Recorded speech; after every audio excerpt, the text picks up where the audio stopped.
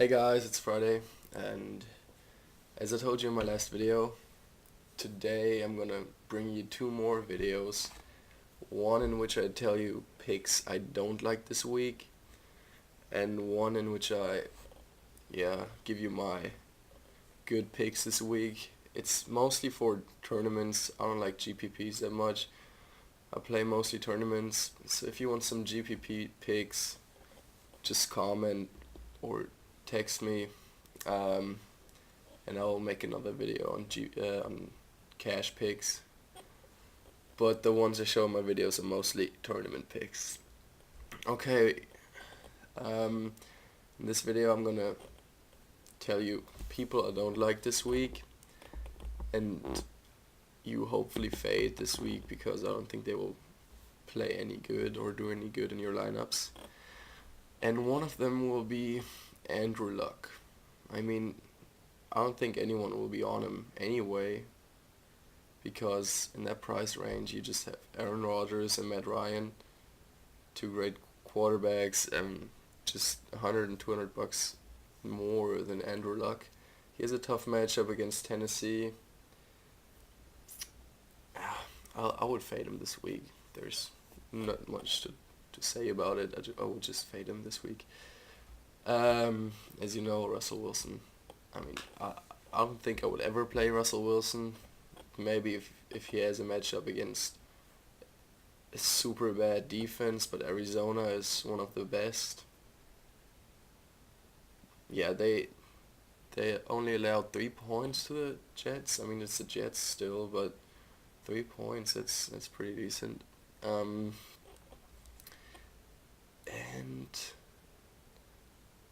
I don't like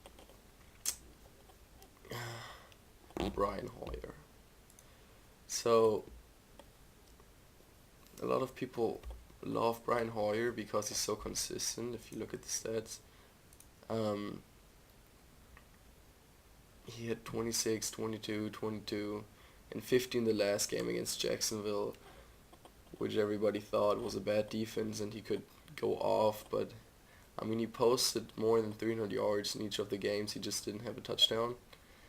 Um, this week they go against Green Bay. Awful pass defense, but I think Green Bay will be a different team this week. It's at home again. They will have to show something to their fans, to the league, that they're still there. I think Aaron Rodgers will go off, and the defense should be better this week. Also, Eddie Royal will be out, so Meredith could be a good play, but I don't like Hoyer this week. I just don't really like him. Um, yeah, the cheap guys this week.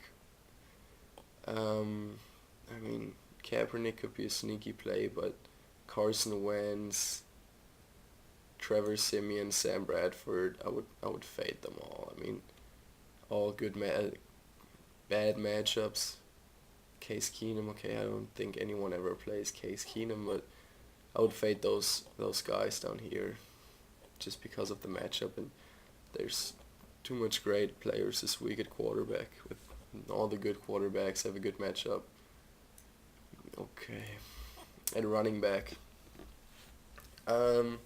Le'Veon Bell actually posts last year, the 4 games without Big Ben. He posted, I think, 125 yards and 0.5 touchdowns per game, or 105 yards. That's not too bad, but for Le'Veon, that's pretty bad. I mean, that would be 10 points, 5 reception on it, 15 points, something. That's not worth 8,000. I would also fade LaShawn McCoy. The 7,600, he doesn't catch many passes. I mean, that was a special game for him. But I usually look for running backs who catch a lot of passes, just because it's the way better value. In Draftkings, most of the times they're cheaper, and yeah, I mean, McCoy won't go off like he went last week. A lot of people will be chasing points, And I think he's not a good play this week. I also like Chrissy Michael. I think Seattle, Arizona will be a low-scoring game. Two great defensive teams. Um, yeah, Seattle, if they play a good defense, it's always a low-scoring game because their defense can step up, but their offense can't really step up anything. And I don't really like this game. I'll fade it, except for the Arizona defense. I'll fade the whole game, I think. Um, Also, like CJ Anderson, I mean, that's for sure, but by now everybody should know not to play. Anderson, he'll split some carries and he just decreased weekly. Jordan Howard could be a sneaky play, but he's going against Green Bay, and as I said, I think Green Bay will step up this week, and yeah, we'll limit the Chicago Bears. Okay, so here's one of the next players I really don't like this week. It's Carlos Hyde. So, Tampa Bay, without McCoy, is a pretty bad rush defense. McCoy is back in practice, though, and he ranked top 5 against the run, top 5 defensive tackle against the run in the last 3 years. I think it was even number 1, number 3 or something, or number 1, number 3, number 5. So they have the best guy against the run back, and I think a lot of people will play Carlos Hyde just because they don't know the fact and think it's a great matchup. Yeah, it's named 23rd here, and Carlos Hyde could have a good game. I just don't think it's this week.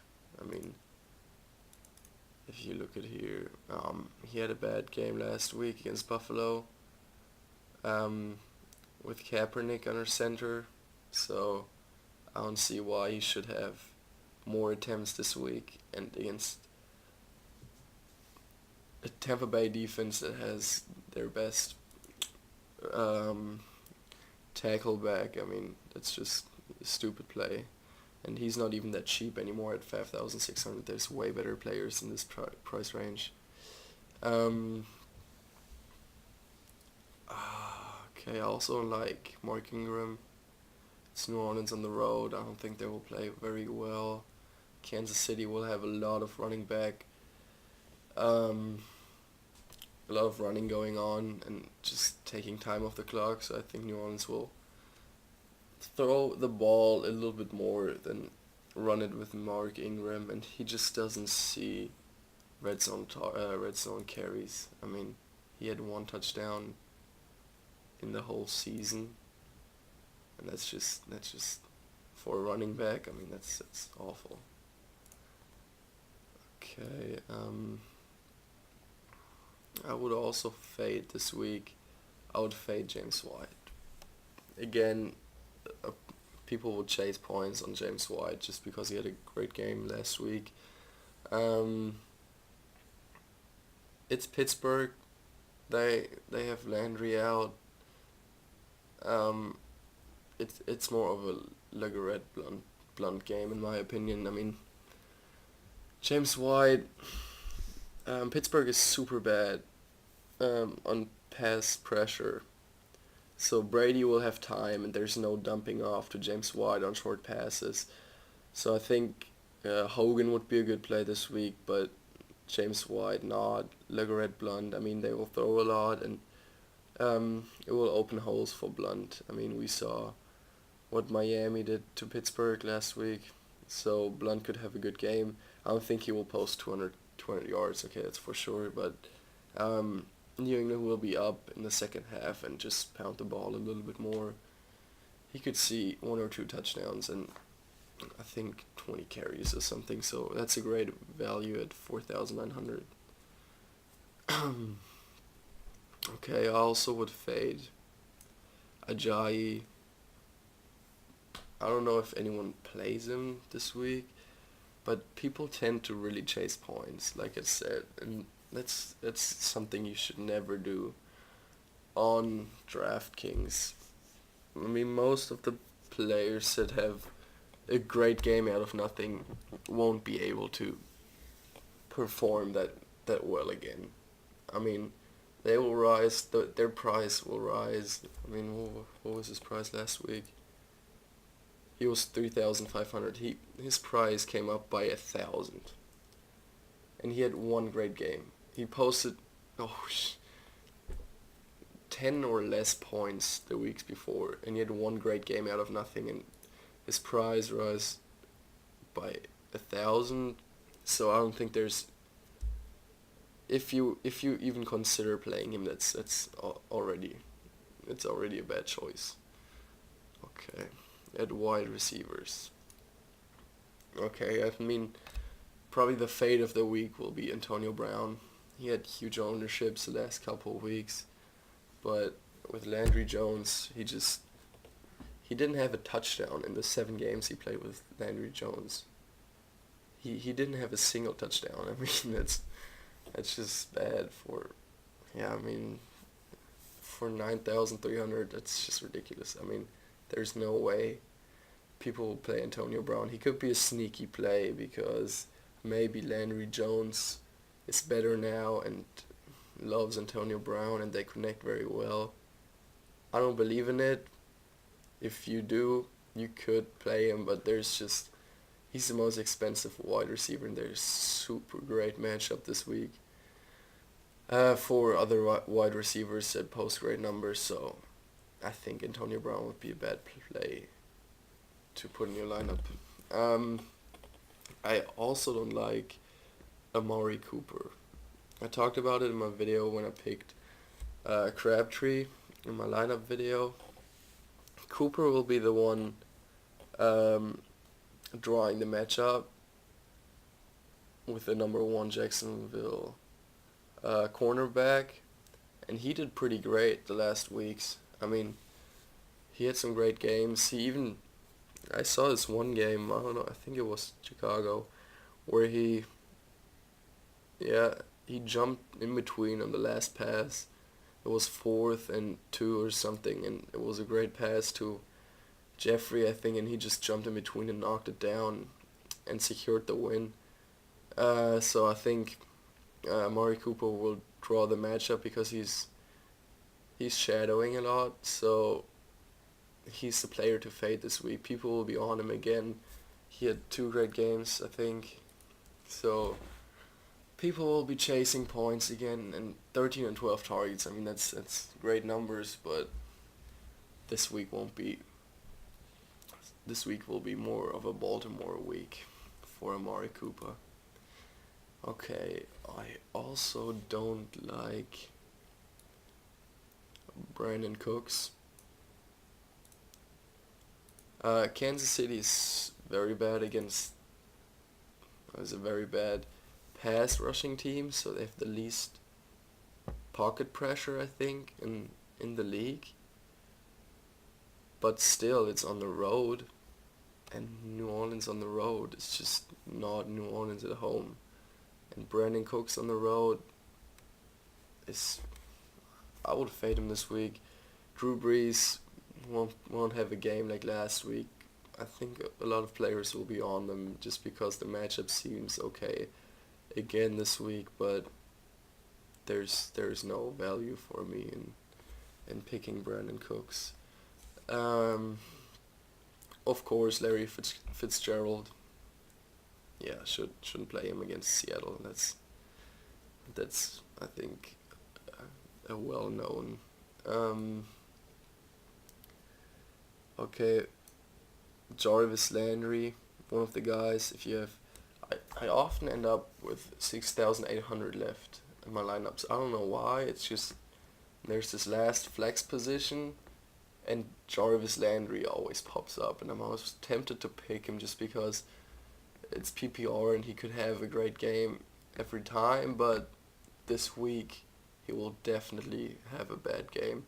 He will come against a corner in the slot who is ranked number 3 right now, I think, and he will have a tough matchup, and just I think quarterbacks have a 19.1 passer rating if they throw to their cornerback, and Jarvis Landry isn't famous for really burning cornerbacks on a high level, so fade him this week as well as Jeremy Maclin. It's just Jeremy Maclin, so great matchups don't mean anything. He just doesn't produce. He's just, people will be on him. People told everybody last week, oh, you have to be on Jeremy Maclin heavily. He will be top 5, top 6, and at this low price. He just sucked super bad, so I think Maclin is never a consideration for me. He will be at this matchup this week, but I would just fade him. For example, Michael Crabtree, $100 cheaper. Other guys are Terrell Pryor. Again, if you looked at the ownerships of Terrell Pryor, after he had the 34-point game, his ownership percentage went up to 43% or something ridiculous. That's point chasing, and that's just, you don't chase points. It's number one rule. Never chase points. If there's reasonable argument, if there's a reasonable argument to really be on the guy again this week, I can see it, but he has a bad matchup going against Cincinnati. He's kind of banged up, and I don't think you should put him in your lineup this week. Okay, and one last guy is Will Fuller. He was injured last week. I even had him in one of my lineups, and was too late to switch him out. But this week he's going against Talib on more of 50% of the snaps, probably, because he lines up more on Talib's side, and Talib's number 2 or 1, I think even number 1 against opposing wide receivers this year, and there's no way Will Fuller will have a good game, and you just should fade him. Okay, and the most important guy, in my opinion, to fade this week is Golden Tate. Okay, so Golden Tate, super bad games up until last week. He even had a reception that was super short and could have had another touchdown. It was yards, it's inches shy for a touchdown, and I think Anquan Bolden caught the touchdown later. So he could have even had more points than he had. But Theoretic will be back this week, and I think Ebron will be back too. So those two were out. So they threw the ball a lot to the receivers. That was the only option left. So all the receivers had a decent game, and Golden Tate was the breakout one of those. Yes, he's a good receiver, and yes, he could post up good numbers again after his breakout game. Now maybe the dust came off and he could produce again. I just don't think it will happen. I think Theoretic will have a good game this week, and people will be all over Golden Tate, and if you just fade him, you already have kind of a special lineup this week, because at 4,900 people think it's a steal. It's not. He won't. I guarantee you, he won't have more than 16 Draftkings points. Okay, for tight end, fade Jimmy Graham. He's the only guy who catches balls right now, and at Seattle, I just don't think Seattle will produce anything this week, so fade Jimmy Graham. I don't know what was up with Delaney Walker. I think he will have a better game this week, so you don't have to fade Walker. Fade Bennett. Gronk is back. Gronk will be the main guy now. Bennett could see some touchdown dump-offs maybe if he's lucky, but nothing really special. And fade Kobe Fleener. Again, I mean, he had a great game last week. People will be chasing points. You could even make a point out of the pattern. He had a bad game, great game, bad game, great game, and I mean, away, home, away, home. Now he's away, he will have a bad game again. I mean, there's a clear pattern there. He even had 4.9, 4.9, and around 26.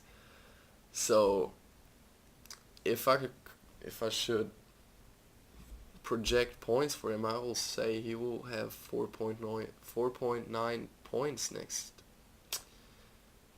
this week against Kansas City. So keep an eye on that one. If the projection is right, I would consider myself as a pretty good projector. Okay, and last play to fade is Jesse James. I just don't know how Landry Jones and James are connecting. I don't think they will connect at all. They will block more with Jesse James like he did in the first couple weeks to give Landry a little more time and I think to calm him down a little. And he won't be the sneaky play he was the last couple weeks. He won't see many targets. Okay, that was it about the picks I don't like this week. I saw some of those picks getting recommended on a lot of pages or in a lot of videos. I would fade him this week, but I will give you a video later this day on the picks I would definitely put in my lineup this week, and see